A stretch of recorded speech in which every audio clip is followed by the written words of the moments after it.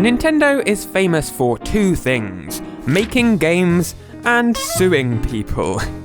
But today, I want to turn the tables, because in the 1990s, the exact opposite happened. Nintendo themselves were sued, and this lawsuit lasted a whopping 2 decades. Let me tell you the story of Nintendo's ridiculous 20-year lawsuit.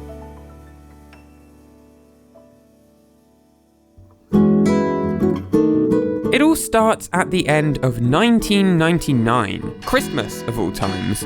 Now, you might have heard of Yuri Gellar before. How to explain him? Well, he claims he has magic powers. If you call him a magician, he'll tell you you're wrong. And he uses these alleged magic powers to bend spoons. That's kind of all he does. He bends spoons.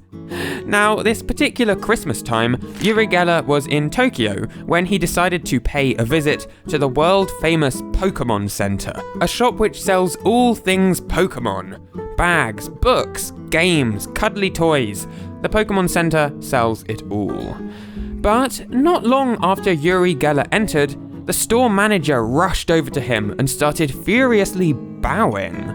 Then, crowds of children appeared, thrusting Pokemon cards towards him, begging him to sign them, while chanting, "Yuri Gellar! Yuri Gellar!" Now, it's at this moment that I will quickly say the story was told by Yuri Gellar himself, so perhaps take it with a pinch or two of salt. Anyway, when Gellar stopped to actually inspect the Pokemon cards, his face grew grim. The Pokemon pictured was carrying a bent spoon. Well, that was his thing. He bent spoons. And it was classed as a psychic. Well, again, he himself was a psychic. But the final straw was the name. It was called Yun Gellar, only one Japanese character away from Yuri Gellar. He was astounded, furious, and that's where the drama began. So this is the Pokemon that Gellar was talking about. In English, it's called Kadabra, but in Japanese, it is indeed called Yun Gellar. A week after Yuri Gellar's visit to the Pokemon Center, he contacted a lawyer from Tokyo, and the pair started formulating a lawsuit against Nintendo. He told newspapers, "They can't just make money out of my name and image and try to get away with it by changing the name of the card outside Japan. I've already had several emails from people asking, is it really me on the card? And saying how I must have been given a fortune by Nintendo for using my name. I'm very angry about this. This is not even anything to do with the old question of whether I'm a magician or a real psychic. It's a straight theft of my persona." Eventually, Gellar and his lawyer decided to sue Nintendo for more than £60 million. That's not all. Gellar also began assembling legal teams in Europe, North America, Latin America, and Oceania. Really, that's most of the world. According to one article, his US legal team planned to sue for more than $100 million. Ouch. So that begs the question, did Nintendo, or rather Pokemon's developers, actually rip off Yuri Gellar? Well, it seems likely that this Pokemon was indeed inspired by Yuri Gellar, although it was probably more of an homage than a theft of his persona, as he put it. But looking at the evolutionary tree, we start with the Pokemon Abra, whose Japanese name is Casey, named after the alleged psychic Edgar Casey. Similarly, the Pokemon Alakazam, who Kadabra evolves into, is named Houdin in Japanese, which probably comes from the name of Harry Houdini, one of the most famous magicians of all time. And so, considering both of the other Pokemon get their Japanese names from real-life magicians, it seems very likely that Kadabra, or Yun Gellar, gets its name from the real-life magician, or psychic, Yuri Gellar. It would certainly explain the spoons. Right, so back to the lawsuit. This legal battle continued for the next 20 years without any real progress at all. How do we know this? Well, in 2008, the director of the Pokemon anime, Masamitsu Hidaka, was asked about this very issue. And surprisingly, he didn't dodge the question or skirt around it. He responded that the case had not been settled and was still going on. When he was asked if the lawsuit would ever come to an end, he responded, "Not anytime soon." Not anytime soon? That certainly doesn't sound good. So, what did this mean for Pokemon? Well, one simple thing.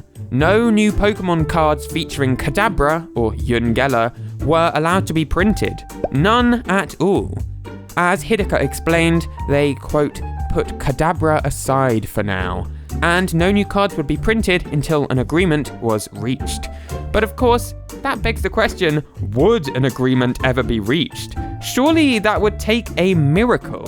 I mean, Yuri Gellar wasn't exactly gonna drop the lawsuit out of nowhere, was he? Well, that brings us to the year 2020, when out of the blue, Yuri Gellar tweeted this. "I am truly sorry for what I did 20 years ago. Kids and grown-ups, I am releasing the ban. It's now all up to #Nintendo to bring my #Kadabra #Pokemon card back. It will probably be one of the rarest cards now. Much energy and love to all. YuriGellarMuseum.com." Yeah, so Yuri Gellar did just decide to drop the lawsuit after all. After 20 years of legal fighting, no less. What on earth happened? What motivated him to make this decision? Well, I don't think anyone can say for sure what goes on in this man's mind. But a clue can be found in that very tweet. Look at the bottom, YuriGellarMuseum.com. Let me just type that in and I'll show you the website. The museum shop is open! Welcome to the Yuri Gellar Museum website. For your information, you can already purchase Yuri Gellar's original drawings and art prints of his drawings on fine paper. Additionally, you can also purchase original comic books that feature Yuri Gellar as a superhero. And here's a quote from him. "I've been designing drawings and painting metaphysical symbols since I was a young boy. These creations are my artistic motifs using the power of imagination. I believe my drawings have archetypal positive forces and energy. If you desire to acquire my art, then I will dedicate my work to whomever you wish." Right, so in 2020, Yuri Gellar started working to create a Yuri Gellar museum. A museum about himself, featuring his art and apparently 2,000 spoons that were bent by Yuri and signed by celebrities such as John Lennon, Elvis, and the Pope. However, I would argue Yuri Gellar's career peaked in the 1970s. That's when he was all over TV the most. Granted, he's still known in the 2020s, but he's not exactly the pop culture figure he once was.